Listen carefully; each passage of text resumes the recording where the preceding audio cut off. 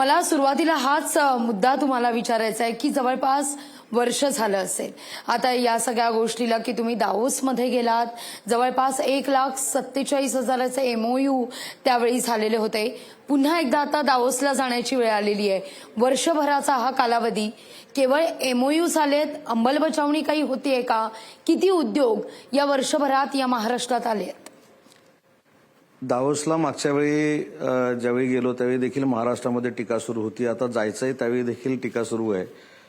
परंतु मला इथं अभिमानानं सांगितलं पाहिजे की 1,37,000 कोटीचे दावोसला आम्ही एमओयू केले आणि एमओयू फार होत असतात. म्हणजे जो उद्योग मंत्री असतो आणि मुख्यमंत्री तिथे जातात ते आल्यानंतर इतक्या हजार कोटीचे एमओयू झाले, तितक्या हजार कोटीचे एमओयू झाले हे सांगत असतात, आपल्याशी देखील चर्चा करत असतात.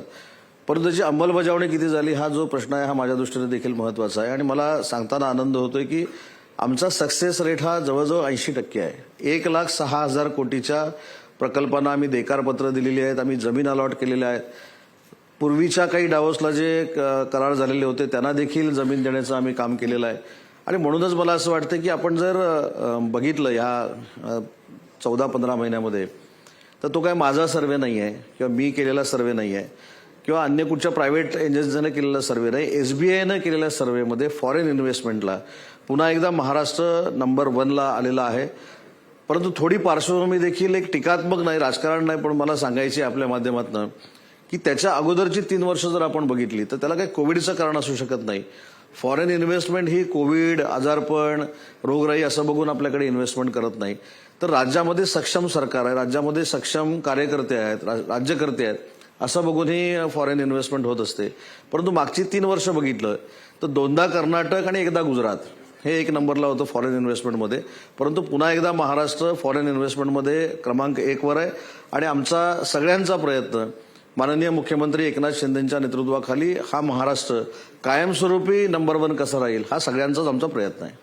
आता तुम्ही उल्लेख केलात म्हणूनच पुढचा सवाल याच संदर्भात आहे की प्रकल्पासंदर्भात सातत्यानं चर्चा होते, टीका होते. आधीचं सरकार जे प्रकल्प आणतं त्यावर नवं सरकार स्थगिती आणतं, पुन्हा नवीन सरकार स्थापन झाल्यावरती स्थगिती उठवली जाते. अशी जर परिस्थिती महाराष्ट्रात असेल तर नवे उद्योग महाराष्ट्रात येणार कसे? मला असं वाटतं की मी आत्ताच सन्माननीय पवार साहेबांची मुलाखत ऐकली आणि पवार साहेबांनी हुंदाईच्या संदर्भातलं उदाहरण आपल्याला सगळ्यांना दिलं आणि त्यांनी असं सांगितलं की पक्षप्रमुख राज्यप्रमुखाची जर इच्छा असेल तर कुठचाही प्रकल्प या ठिकाणी येऊ शकतो अशी ताकद त्या राज्यप्रमुखामध्ये असते. आणि दुर्दैवानं हुंदाई प्रकल्प हा पवार साहेबांनी चेन्नईमध्ये इंट्रोड्यूस केला. पण मला सांगताना आनंद होतो की मी ज्यावेळी 15 दिवसापूर्वी 20 दिवसापूर्वी दक्षिण कोरियाला होतो याच हुंदाईच्या मॅनेजमेंटशी आम्ही सगळ्यांनी चर्चा केली आणि जेएम मोटर्स जो यूएस बेस आहे जो हुंदाईनं घेतलेला आहे तो देखील चेन्नईला जाण्याच्या मार्गावर होता. पण राज्यप्रमुखांची असलेली मानसिकता सकारात्मक, आम्ही केलेलं त्यांना इन्सेंटिव्ह रुपी मदत जी आपण करतो ती आपण जी इन्सेंटिव्ह रुपी मदत आता इंडस्ट्रीला करतोय त्याच्यामुळे हुंदाईसारखा प्रकल्प पुन्हा एकदा महाराष्ट्रामध्ये येतोय, महाराष्ट्रामध्ये लॉन्च होतोय आणि पहिल्या 5 वर्षासाठी ते 6,000 कोटीची इन्व्हेस्टमेंट करतायत आणि इकोसिस्टमसाठी जवळजवळ 3,000 कोटीची इन्व्हेस्टमेंट करतात. असे पहिल्या वर्षी जवळजवळ 9,000 कोटी रुपयाची इन्व्हेस्टमेंट ही हुंदाईमध्ये होते. आणि चेन्नईला जी आता हुंदाईची फॅक्टरी आहे तशाच पद्धतीची कार फॅक्टरी ही आता पुण्यामध्ये होणार आहे. आणि म्हणून मला असं वाटतं की आरोप प्रत्यारोप करणं फार सोपं बनलेलं आहे सध्या. मी आपल्याला माहित असेल त्याच्याकडे लक्ष पण देत नाही आणि फारशी त्याला किंमत पण देत नाही. महत्वाचा मुद्दा आहे की हे प्रकल्प आणण्यासाठी कॅबिनेट सब कमिटी आवश्यक असते आणि त्याचे प्रमुख हे राज्याचे मुख्यमंत्री असतात. दुर्दैवानं ऑनलाईन सरकार होतं, आम्ही फेसबुकवर एकमेकाला भेटत होतो, फेसबुकवर महाराष्ट्राला मार्गदर्शन करत होतो. परंतु आपण लाईव्ह हे सगळं बोलत असताना ऑनलाईन कॅबिनेट सब कमिटी जर घेतली असती तर वेदांता फॉस्काना गेला नसता.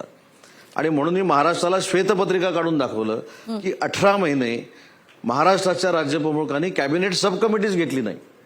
आता त्याला काय करोना असं कारण असू शकत नाही, कारण महाराष्ट्राच्या इतिहासामध्ये आणि देशाच्या इतिहासामध्ये जी कॅबिनेट कधीही ऑनलाईन झाली नाही ती कॅबिनेट मिटिंग ऑनलाईन होत होती. त्याच्यामुळं कॅबिनेट सब कमिटी ऑनलाईन झाली नाही ह्याला करोना कारण असू शकत नाही.